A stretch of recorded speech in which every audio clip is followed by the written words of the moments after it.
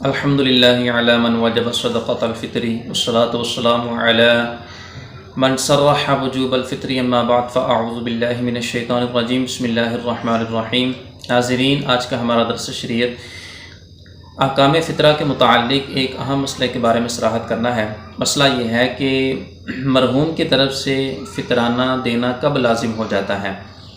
تو اس مسئلے کی دو صورتیں بنتی ہیں۔ ایک صورت تو یہ ہے کہ ایک شخص ہے، اس نے اپنی زندگی کے اندر فطرانہ ادا نہیں کیا، یا کچھ کیا ہے کچھ ادا نہیں کیا، تو چونکہ فطرانہ شرعی اعتبار سے لازم ہوتا ہے، اس کی جو ادائیگی ہے وہ انسان سے ساقط نہیں ہوتی، یہ انسان کے ذمہ باقی رہتا ہے جب تک کہ انسان اس کو ادا نہ کر دے۔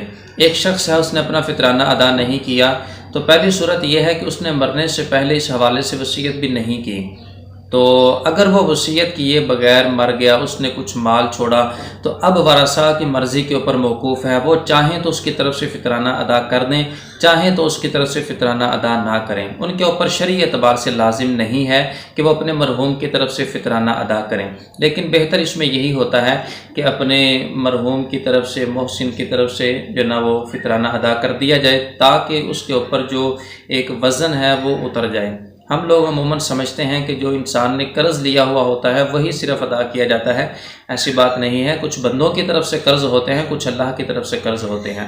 تو جو زکوٰۃ فطرانہ وغیرہ ہوتے ہیں یہ اللہ کی طرف سے قرض کی حیثیت سے ہوتے ہیں، لہٰذا کوشش کی جائے کہ اپنے مرحومین کی طرف سے، بالخصوص والدین کی طرف سے، اگر انہوں نے زندگی میں فطرانہ وغیرہ زکوٰۃ نہیں دی تو ان کی طرف سے بطور کفارہ کے ادا کر دیا جائے، تو انشاءاللہ اس کی برکت سے امید ہے کہ ان کی طرف سے جو ایک قرض تھا وہ ادا ہو جائے گا۔ اور دوسری صورت یہ ہے کہ اس مرحوم نے مرنے سے پہلے وصیت کر دی کہ میں نے زندگی میں فطرانہ نہیں دیا تھا، لہٰذا میری طرف سے فطرانہ ادا کر دیا جائے، میری طرف سے زکوٰۃ ادا کر دی جائے۔ تو اگر وہ شخص وصیت کر کے پھر دنیا سے جاتا ہے تو ایسی صورت کے اندر اس شخص نے اگر مال چھوڑا ہے تو اس کے مال کے تہائی حصے، یعنی اس کے مال کے تیسرے حصے کے اندر وصیت کو نافذ کیا جائے گا۔ مثال کے طور پر ایک شخص ہے، اس نے 3 لاکھ روپیہ چھوڑ کے مرا۔ اب 3 لاکھ کا جو تہائی حصہ، تیسرا حصہ بنتا ہے وہ 1 لاکھ بنتا ہے، تو اگر اس کا فطرانہ بھی 1 لاکھ تک بنتا ہے تو اس کو بھی ضرور ادا کیا جائے گا۔ اگر زیادہ بنتا ہے تو وہ لازم نہیں ہے ورثاء کے اوپر۔ اگر 1 لاکھ یا اس سے کم بنتا ہے تو ایسی صورت کے اندر ورثاء کے اوپر لازم ہے کہ وہ اپنے مرحوم کی طرف سے فطرہ یا زکوٰۃ وغیرہ جو بھی شرعی اعتبار سے اس کے اوپر لازم تھی ان کو ادا کرے۔ تو اس دوسری صورت کے اندر کہ جب وہ وصیت کر دے تو وصیت جو ہے وہ تیسرے حصے کے اندر بھی ضرور نافذ کی جائے گی۔